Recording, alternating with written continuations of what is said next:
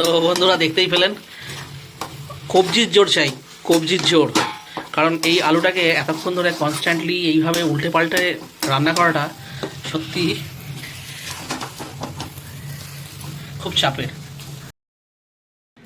কি বন্ধুরা, সবাই ভালো আছেন তো? তো বন্ধুরা, আজকে যে রেসিপিটা আমি আপনাদের সাথে শেয়ার করব সেটা হচ্ছে আলুর ভর্তা। তো চলুন দেখে নিই যেটা বানাতে কী কী লাগছে।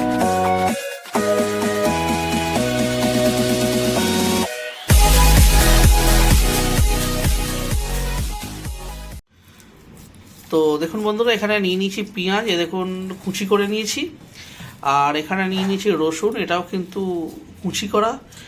আদা, কাঁচা লঙ্কা, এগুলো সবই কিন্তু কুচো করে কেটে নিয়েছি। আর এখানে দেখুন আলু সেদ্ধ করে সেটাকে শুধুমাত্র লবণ দিয়ে মেখে নিয়েছি। আর এখানে নিয়ে নিয়েছি বন্ধুরা সর্ষের তেল, দেখুন। আর একটা জিনিস বন্ধুরা এটার সাথে যাবে, সেটা হচ্ছে টমেটো। সেটা মানে ওটাকেও কিন্তু কুচো করে কেটে নিতে হবে। তো এই 3টে টমেটো রয়েছে, এটাকে আমরা কুচো করে কেটে নেব। তো বন্ধুরা দেখুন, এখানে তেল গরম হচ্ছে। আর এই দেখুন, এখানে দেখুন ধনে পাতা, দেখুন শীতের একদম টাটকা ধনে পাতা। তো এটাকে ধুয়ে রাখা হয়েছে, একটু পরে এটাকে চপ করে নেওয়া হবে। তো এই দেখুন টমেটো দেখুন এখানে কুচিয়ে রাখা হয়ে গেছে। আর এবারে জাস্ট প্রসেসটা স্টার্ট করব। তো বন্ধুরা দেখুন, এখানে তেলটা কিন্তু গরম হয়ে গেছে। আর এবার আস্তে আস্তে এই সমস্তটা কিন্তু আমি দিয়ে দেবো তেলের মধ্যে। তো প্রথমে দিচ্ছি রসুন, তারপরে দিয়ে দিচ্ছি আদা। ওই আদা রসুনটা একসাথে দিয়ে প্রথমে একটুখানি মিক্স করে নিচ্ছি, মানে ভেজে নিচ্ছি। আর তারপরে দিয়ে দেবো কাঁচা লঙ্কা। কাঁচা লঙ্কাটা দিয়ে একটুখানি ভেজে নিচ্ছি এর সাথে। বেশিক্ষণ নয় বন্ধুরা, প্রথমে রসুনটা দিলে কি হয় না, আলুর ভর্তা যেটা হবে সেই টোটাল ভর্তাতে রসুনের একটা যে স্মেল সেটা কিন্তু ডমিনেট করবে। এইবারে দিয়ে দিচ্ছে এতে কুচনো পেঁয়াজ দিয়ে এটাকে ভালো করে এবার আমাদের ভাজতে হবে। তো বন্ধুরা, এই যে ভাজাটা হবে একবারও কিন্তু গ্যাসের ফ্লেম স্লো হবে না, কারণ স্লো হলেই কিন্তু পেঁয়াজ থেকে জল ছাড়তে শুরু করবে। আর যেহেতু এটা আমরা করছি ভর্তা, তাই এটাকে এই যে ভাজাটা এটা কিন্তু খুব ভালোভাবে তৈরি করে নিতে হবে।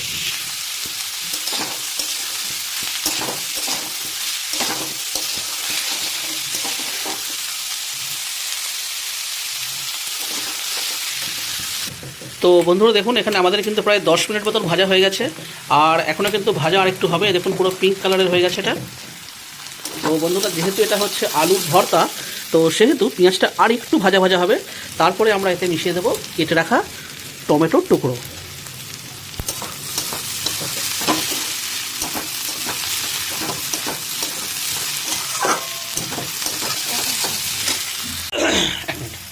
তো দেখুন বন্ধুরা, এখানে 20 মিনিট মতন টোটাল ভাজা হয়ে গেছে। দেখুন তেলও সুন্দরভাবে ছেড়েছে, আর পেঁয়াজটাও হালকা হালকা ব্রাউনিশ হয়েছে, পুরো ব্রাউন হয়নি। ঠিক এই সময়তেই আমরা এতে মিশিয়ে দেবো টমেটো।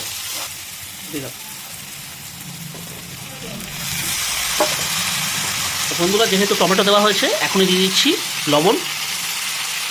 তো বন্ধুরা, আলুতে কিন্তু অলরেডি মাখার সময় লবণ ছিল, তাহলে লবণটা সেই হিসেবেই কিন্তু এতে মিক্স করতে হবে।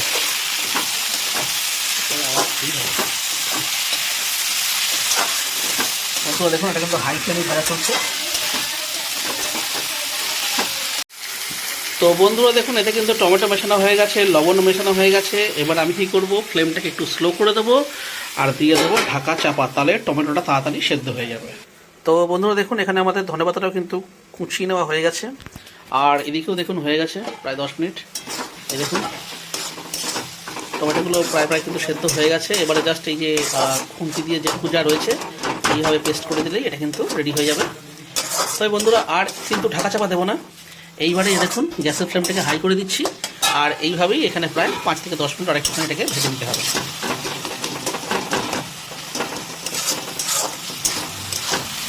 তো দেখুন বন্ধুরা, আরও মোটামুটি 5 মিনিট আমাদের ভাজা হয়ে গেল, টোটাল 25 মিনিট। আর দেখুন ভাজাটা কিন্তু একদম রেডি হয়ে গেছে। তেলে দেখুন পিট করছে। দেখুন এই সময়তে আমরা মিশিয়ে দেবো এতে আলু সেদ্ধ, মানে আলু মাখা। এই আলুটা কিন্তু বন্ধুরা শুধুমাত্র লবণ দিয়ে মেখে নেওয়া, ব্যাস এইটুকুই।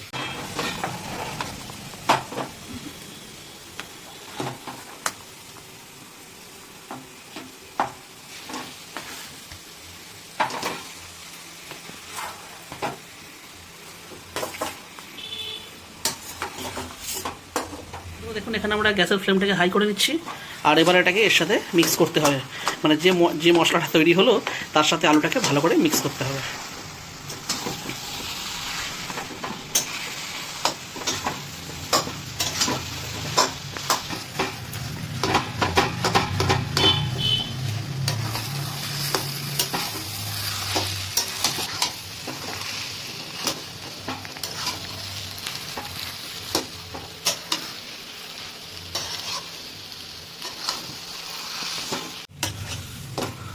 তো দেখুন বন্ধুরা, এখানে মিক্স কিন্তু আমাদের ভালোভাবে হয়ে গেছে।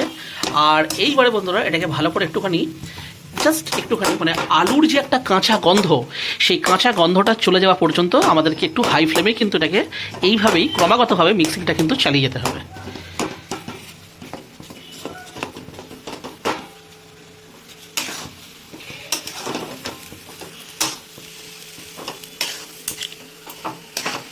দেখাচ্ছি, আমাদেরকে দেখা।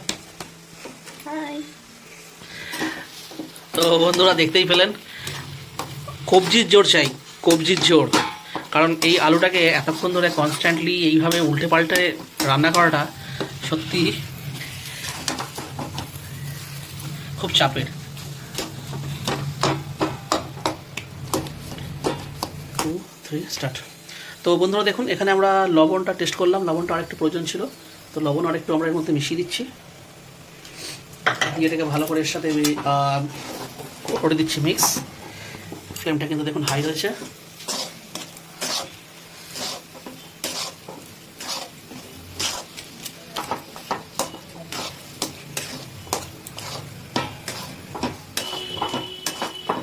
তো বন্ধুরা এই যে দেখছেন, এটা যে নাড়ছি, মানে এটার সাথে যে মিক্স করছি, পুরো আলুর যে তালটা আছে সেটা করার গায়ে কিন্তু দেখুন আর লাগছে না, স্লিপ খাচ্ছে।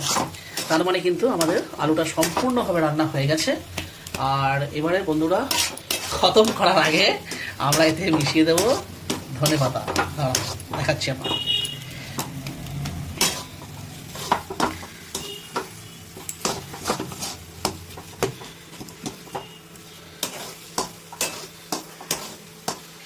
তো দেখুন আমাদের এটা কিন্তু কমপ্লিট হয়ে গেছে।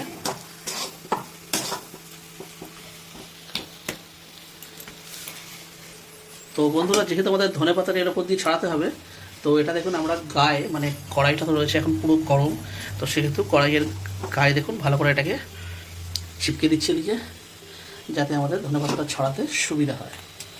দিয়ে দেখুন গ্যাসের ফ্লেম আমরা অফ করে দেবো। আমাদের কিন্তু আলুর ভর্তা রেডি। আর এইবারে এই যে রয়েছে ধনেপাতা আমরা উপর থেকে ছড়িয়ে দেবো।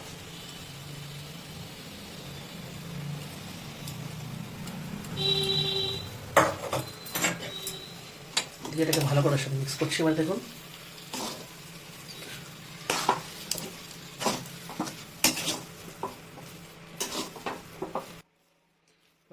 তো বন্ধুরা রান্নাটা কিন্তু আমাদের প্রায় কিন্তু শেষ। এই যে আলুর ভর্তাটা তৈরি হলো বন্ধুরা, এটা দিয়ে জাস্ট ডাল ভাত মেখে আর এই আলুর ভর্তা দিয়ে, মানে বিশ্বাস করুন বন্ধুরা, সাথে মাছ মাংস ডিম কিচ্ছু লাগবে না, জাস্ট মনে হবে যে আপনি ইট ফিলস লাইক হেভেন। আর একটা কথা বলে দিই বন্ধুরা, এই যে ভর্তাটা তৈরি হলো এটা ডাল ভাত ছাড়াও কিন্তু এটা দিয়ে আলুর পরোটাও কোনোদিন বানিয়ে দেখবেন, অসাধারণ লাগবে। তো বন্ধুরা তাহলে আজকের ভিডিওটা তাহলে আমি এখানে শেষ করছি। যদি আজকের আমাদের এই রেসিপিটা আপনাদের যদি পছন্দ হয়ে থাকে তাহলে অবশ্যই ভিডিওটিকে একটি লাইক দেবেন। চ্যানেলে যদি কোনো নতুন বন্ধু এসে থাকেন তাহলে চ্যানেলটিকে সাবস্ক্রাইব করে অবশ্যই আমাদের পাশে থাকবেন। তাহলে আবার দেখা হচ্ছে অন্য কোনো ভিডিওতে অন্য কোনো রেসিপির সাথে। ততদিন পর্যন্ত কিন্তু নিশ্চয়ই ভালো থাকবেন। টাটা। ভাল লাগে হাতে তোর হাত